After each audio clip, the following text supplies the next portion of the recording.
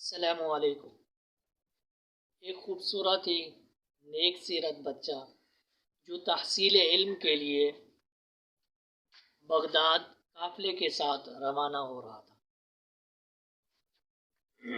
اس کی ماں نے اس سے کہا، اس کو بلایا اور اس کے قمیص میں 40 اشرفیاں جو ہے سی دیں۔ جی ہاں، آج کے ہماری واقعے کا جو ٹائٹل ہے وہ ہے اولاد کی تربیت میں ماں کا کردار۔ تو اس کی ماں نے جو ہے اس کی قمیص کے اندر 40 اشرفیاں سی دیں۔ جب یہ قافلہ بغداد کے درمیان میں گیا تو راستے میں ڈاکو نے اسے لوٹنا چاہا۔ جب اس خوبصورت بچے کے پاس آئے، اس بچے سے ایک ڈاکو نے کہا، اے لڑکے تمہارے پاس کیا ہے؟ اس نے کہا میرے پاس 40 اشرفیاں ہیں۔ وہ اس کو مذاق سمجھ کر چلا گیا۔ پھر دوسرا ڈاکو آیا، اس نے یہی سوال کیا کہ تمہارے پاس کیا ہے؟ اس نے کہا میرے پاس 40 اشرفیاں ہیں۔ اسی طرح وہ بھی مذاق سمجھ کر چلا گیا۔ آخر کار جب یہ بات پھیل گئی تو ڈاکو نے اس کو اپنے سردار کے پاس لے گئے۔ سردار نے تمام قافلے والوں کے سامنے اس سے سوال کیا کہ تمہارے پاس کیا ہے؟ تو اس نے جواب دیا کہ میرے پاس 40 اشرفیاں ہیں۔ تو جب اس کی تلاشی لی گئی تو اس کی قمیص کے ساتھ سلی ہوئی تھی۔ تو اس قافلے کے سردار نے کہا، کیا تم اپنا مال بچانے کے لیے جھوٹ نہیں بول سکتے تھے؟ اس خوبصورت حسین بچے نے جواب دیا کہ میری ماں نے مجھے یہ تلقین کی کہ بیٹا ہمیشہ سچ بولنا، تو اسی سچ کی وجہ سے میں اس سے منہ نہیں پھیر سکتا اور ماں کی بات کو رد نہیں کر سکتا۔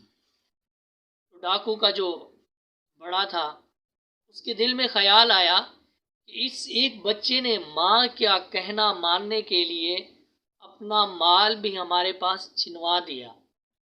یہ جائے کہ میں نے خدا کی، اللہ رب العزت کی کتنی نافرمانیاں کی ہیں۔ وہ ڈاکو اور اس کے جو جتنے بھی کارندے تھے سب نے جو ہے اللہ تعالیٰ سے توبہ کی اور اللہ تعالیٰ کے ہاں سر بسجود ہو گئے۔ جی ہاں، یہ بچہ خود بھی بچ گیا اور دوسروں کی ہدایت کا ذریعہ بن گیا، اس لیے کہ ماں جو ہوتی ہے، آپ صلی اللہ علیہ وسلم کے پاس ایک دفعہ صحابی آئے اور کہنے لگے کہ والدین میں سے سب سے بڑا درجہ کس کا ہے؟ آپ نے فرمایا ماں کا۔ پھر اس نے سوال کیا، آپ نے فرمایا نہ ماں کا۔ یہاں تک کہ تیسری مرتبہ سوال کرنے کے بعد آپ نے فرمایا باپ۔ تو جب والدین کی تربیت، چاہے وہ جسمانی تربیت ہو، چاہے وہ اخلاقی تربیت ہو، چاہے وہ جسمانی نشو و نما ہو، چاہے وہ ذہنی تربیت ہو، چاہے وقت کا نظم و ضبط کے لحاظ سے تربیت ہو، چاہے وہ معاشری تربیت ہو، چاہے وہ دینی تربیت ہو، چاہے وہ علمی سرگرمیوں کے لحاظ سے تربیت ہو، تو والدین اپنے آپ کو اس کا محور بنا دیں۔ اور آپ والدین سے ایک درخواست ہے کہ وہ اسی طرح ہی چلیں جس طرح یہ واقعہ میں نے آپ کو سنایا۔